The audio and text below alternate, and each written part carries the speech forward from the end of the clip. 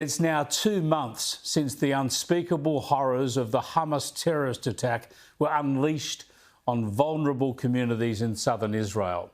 I'll show you in a moment the gut-churning interpretations some people are promoting of those October the 7th atrocities.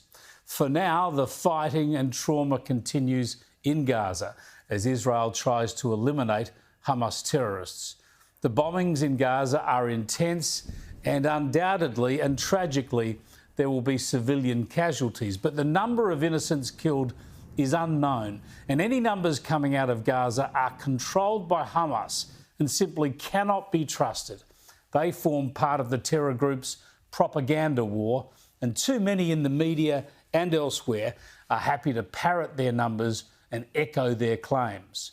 This is how it always plays out in the Middle East. Terror groups subject Israel to random attacks and violence. Then when Israel responds, the terror propagandists turn the world against Israel, always claiming the response is disproportionate, always inflating civilian casualties, always deliberately placing civilians in harm's way, and always getting the UN and the media to amplify their propaganda claims that make Israel the villain.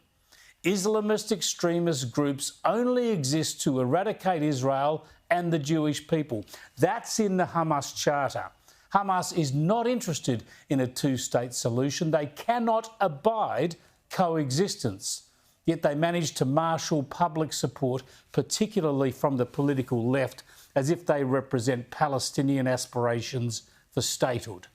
Hamas are not an organisation for Palestinian aspiration. They are a bloodthirsty Islamist terror group. And it's hard to fathom how the world now pretends that Hamas is somehow a legitimate vehicle for Palestinian ambitions when you consider how the current war started. It seems that many of the protesters or useful idiots in the West either don't know the facts or simply ignore them. Gaza was not occupied by Israel on October the 7th. Israel ended its occupation of Gaza 15 years ago, forcibly removing all the Jewish families who were living in Gaza and didn't want to leave. For years, instead of embracing their freedom, building their economy and forging their future, the people of Gaza elected Hamas to lead them. And Hamas set about firing deadly rockets into Israel, killing, injuring and terrorising random civilians.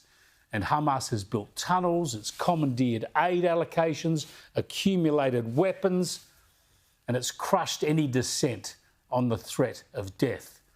And on October the 7th this year, on a peaceful morning, unprovoked, Hamas terrorists left Gaza and went into Israel. And what they did there was not an act of liberation. It was not an act of military resistance against an occupier. It was not an attempt to weaken military installations or surveillance. It was a blood-curdling terrorist attack on men, women and children, innocents who were tortured, raped and murdered. And while the media is full of untested claims about civilian deaths in Gaza, claims we know are either false or grossly exaggerated. Remember the lies about the hospital. Well, while the media runs all this, they do not share the facts, the known facts, the videotaped, corroborated and sickening facts of October the 7th. That's partly because the facts are too traumatic, too graphic to show, but even too depraved to talk about.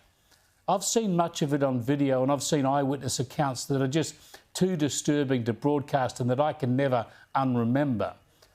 So instead, have a look at a journalist's account of what he saw on video and a warning, even this is distressing.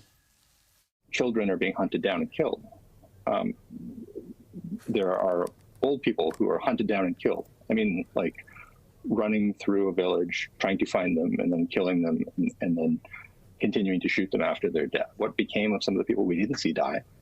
We saw children who were covered in blood, who were blinded, who had lost their parents, and you know, this is really horrible stuff. Just horrific, and that's the stuff we can show you. That's not too bad, not too disturbing. And the Hamas atrocities were especially disgusting against women. There was rape and sexual violence too horrific to describe on air, and none other than Hillary Clinton has called out those who ignore it. Many women and girls were attacked brutally by Hamas on October 7th, and they have testified to the gender-based violence that they both experienced and witnessed.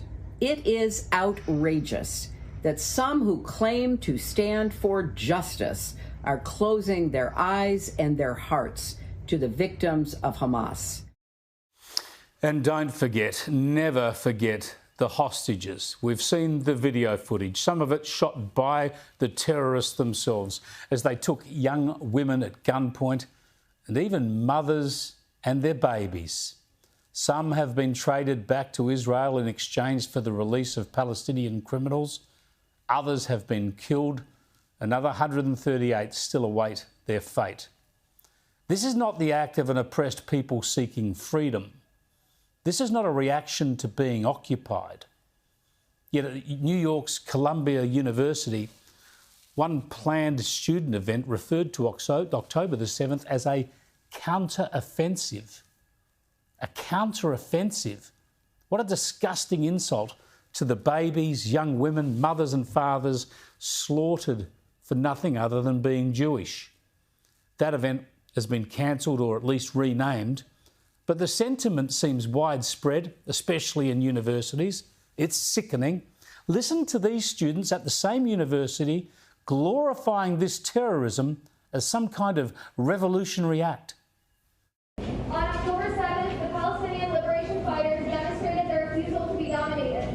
They showed the world that the Palestinian people will fight for freedom instead of quietly adapting to subjugation. They showed us that through creativity, determination, and combined strength, the masses can accomplish great feats, a fact we have seen in every heroic struggle for liberation from Vietnam to Afghanistan. As Mao says, dare to struggle, dare to win. For these sickos, these fools, this is their Vietnam. And listen to this student from Boston, a young woman with a Jewish mother and a Muslim father, no less, and hear the repulsive attitudes that she's encountered. For my part, I was forced to leave my study group for my doctoral exams halfway through the semester because my group members told me that the people at the Nova Music Festival deserved to die because they were partying on stolen land. What is happening in liberal democracies when this sort of anti-Semitism, this sort of irrational hatred is rushing so easily to the surface?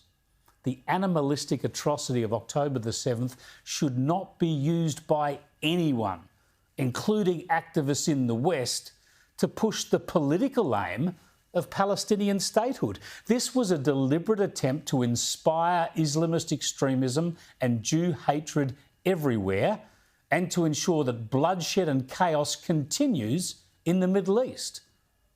The loudest calls now should be for Hamas to release all hostages immediately. Until Hamas hands back every hostage and stops firing rockets and bullets at Israel, it cannot rationally portray Israel as the aggressor.